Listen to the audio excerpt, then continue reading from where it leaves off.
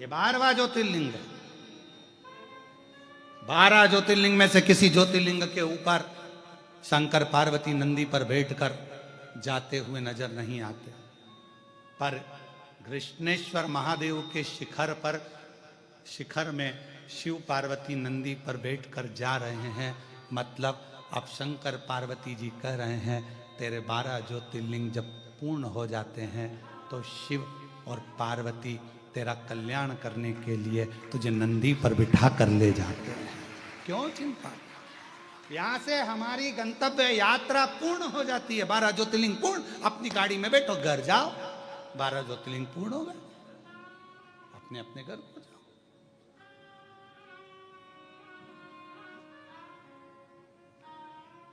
कितना सुंदर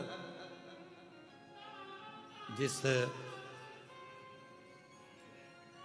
कृष्णेश्वर बाबा के ज्योतिर्लिंग के मंदिर का निर्माण स्वयं छत्रपति वीर शिवाजी के दादाजी ने कराया हो, और फिर उस मंदिर का निर्माण स्वयं माहिल्याबाई होलकर ने कराया हो, इतना पवित्र मंदिर का प्रांगण, जहाँ की शिला, जहाँ की शिखर आनंद ले।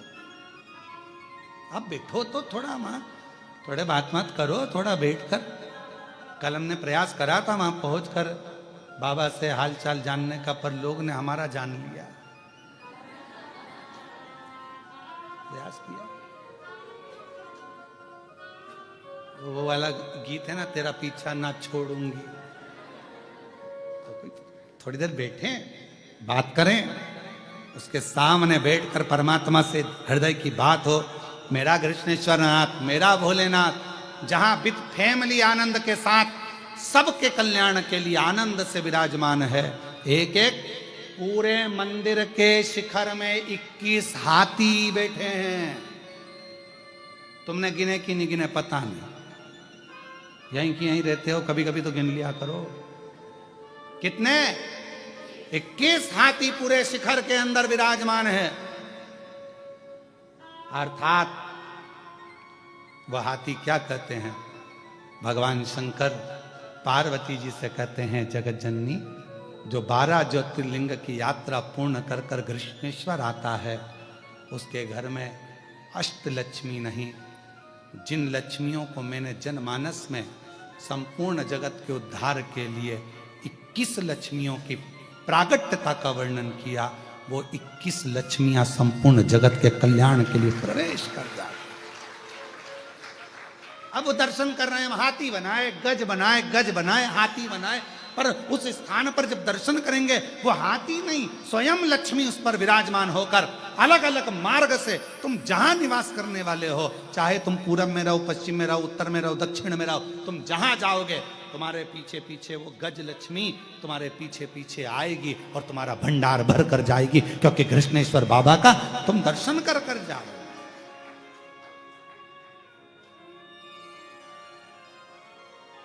तुम कृष्णेश्वर नाथ का दर्शन कर कर जा रहे हो।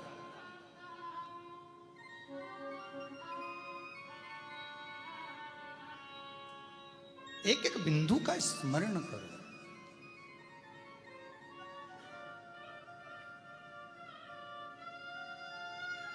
शिव जी का चढ़ा हुआ जल, दूध, दही, बेलपत्र वो बहकर एक नंदी के मुख से बाहर आता है कुंड की ओर। कितने प्रेम से लोग चढ़ाते होंगे, मंत्र बोलकर, हर हर महादेव, श्री शिवाय नमस्तभ्यम, नमः शिवाय, पंचाक्षर मंत्र, षडाक्षर मंत्र, ना जाने क्या क्या, कितनी कामना लेकर आते होंगे, कितना भाव लेकर आते होंगे, और उसका चढ़ा हुआ जल पीछे कुंड में आता होगा। जब हम उस जल का प्रोक्षण करते होंगे तो लगता है पूरे विश्व में जितनी पवित्र नदियां हैं, सरोवर है, कुंड है, बावड़ी है, सबका जल हमारे ऊपर आ जाए, सबका जल, और हमें पवित्र कर देगा। वो जल हमें प्राप्त हो। कल हम थोड़ी देर वहां बैठे, स्पर्श किया, उसका आनंद, दर्शन, सुख दिया।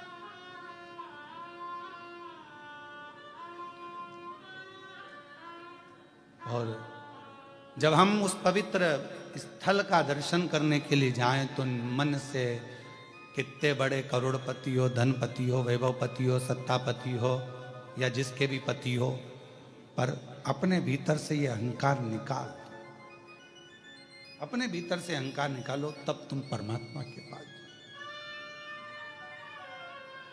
और मेरे भोले तेरा सहारा है। भाव आइए बेलपत्र लेकर जाइए, आ जाओ। मेरे भोले तेरा सहारा है, मेरी नैया का तू किनारा है। जितने भी जीव हैं, चार स्थान पर हर व्यक्ति से पाप होता है। ऐसा कोई मनुष्य नहीं है जिससे चार स्थान पर पाप ना हो। दुनिया का कोई व्यक्ति कह दे कि हम सबसे ज्यादा पवित्र हैं, हमने जिंदगी में कोई पाप नहीं किया, समझ लेना पक्का झूठेला है।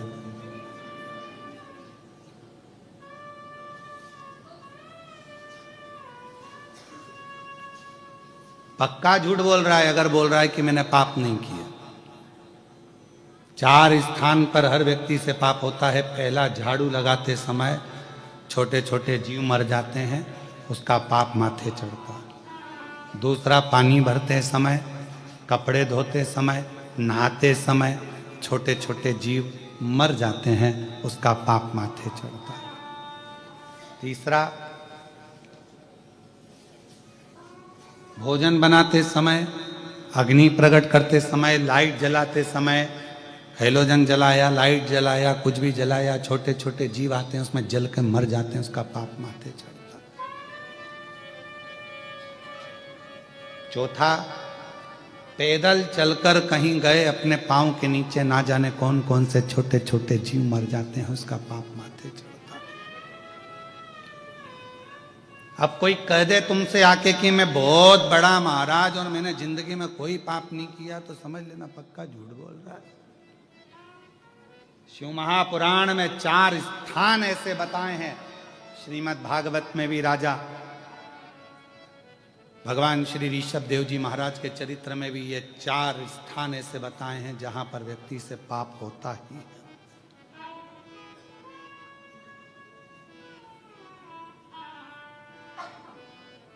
अब तुम मुंह हाथ नहीं धोगे क्या? जम के तो बोलो, धोगे ना, कोई जीव तो चाहता है। कपड़े नहीं धोगे क्या? धोगे, जीव तो जाता। झाड़ू नहीं लगाओगे क्या? लगाओ। तो यही तो ब्रह्मर्षि वशिष्ठ जी के मन में यही तो प्रश्न अड़ा कि हर व्यक्ति के सिर पर पाप की गठरिया बंधी है, प्रत्येक व्यक्ति पाप की गठरिया को ढो रहा है। और यदि वो भूलवश भी, जिन मां सरयू जी को मैं पृथ्वी पर लेकर जा रहा हूं, अगर वो सरयू जी का दर्शन कर लेंगे, ये सरयू माता नदी के रूप में नहीं थी, ये तो स्त्री के रूप में थी। नदी तो बाद में बनी, अभी आप चरित्र श्रवण करेंगे। नदी जब बनी वो पहले तो स्त्री का स्वरूप। मैं इनको लेकर जा रहा हूं, ये कई पापियों के पाप को काट दे। कई भगवान नारायण बड़े प्रसन्न हो गए कि अगर आप जन कल्याण के लिए लेकर जा रहे हो, जनमानस के उद्धार के लिए लेकर जा रहे हो, पूरे जगत के कल्याण के लिए लेकर जा रहे हो, तो ले जाओ इसको, उसमें क्या दिक्कत है? जीव का कल्याण हो, इससे बढ़कर सुख और क्या है? कभी आप लोग कुबेरेश्वर धाम आए तो बाबा कुबेरेश्वर धाम पर यदि आप आए तो आप दर्शन करें। वहां कुबेरेश्वर बाबा के धाम पर नित्य प्रति रोज प्रतिदिन भोजन भंडारा चलता है। 50,000 60,000 भक्त रोज का प्रसाद पाता, रोज। कभी आप कुबेरेश्वर धाम जाएं तो वहां पर कई ऐसे बच्चे हैं जो अपनी विद्या का खर्चा उनके माँ बाप नहीं उठा सकते, तो कुबेरेश्वर धाम का एक रजिस्टर ऑफिस में आप दर्शन करके आओ कि उसमें कितने बच्चे कुबेरेश्वर धाम की ओर से विद्या अध्ययन कर रहे हैं, कितनी बेटियां पढ़ रही, कितने बेटे पढ़ रहे हैं। अध्ययन करो।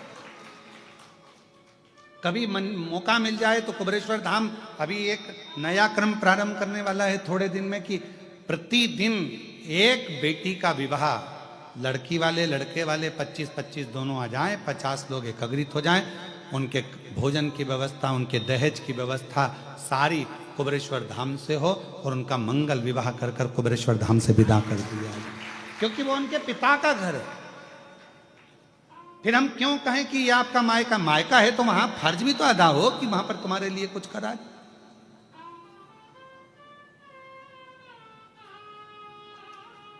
कितना सुंदर प्रसंग। आप लोग कभी कृष्णेश्वर बाबा के, जब मैं कहूंगा आस्था चैनल पर जितने लोग भी कथा श्रवण कर रहे हैं, कभी जिंदगी में मौका लगे 12 ज्योतिर्लिंग में से कृष्णेश्वर बाबा का दर्शन करने के लिए आप बेरुल आइए, महाराष्ट्र आइए और दर्शन करो। किसी भी ज्योतिर्लिंग के शिखर पर आप कभी भी शंकर भगवान को नंदी पर बैठा हुआ नहीं देखोगे। केवल कृष्णेश्वर महादेव 12 ज्योतिर्लिंग में से एक हैं, जिनके शिखर पर स्वयं भगवान शंकर मां पार्वती जी के साथ नंदी पर बैठकर जा रहे हैं।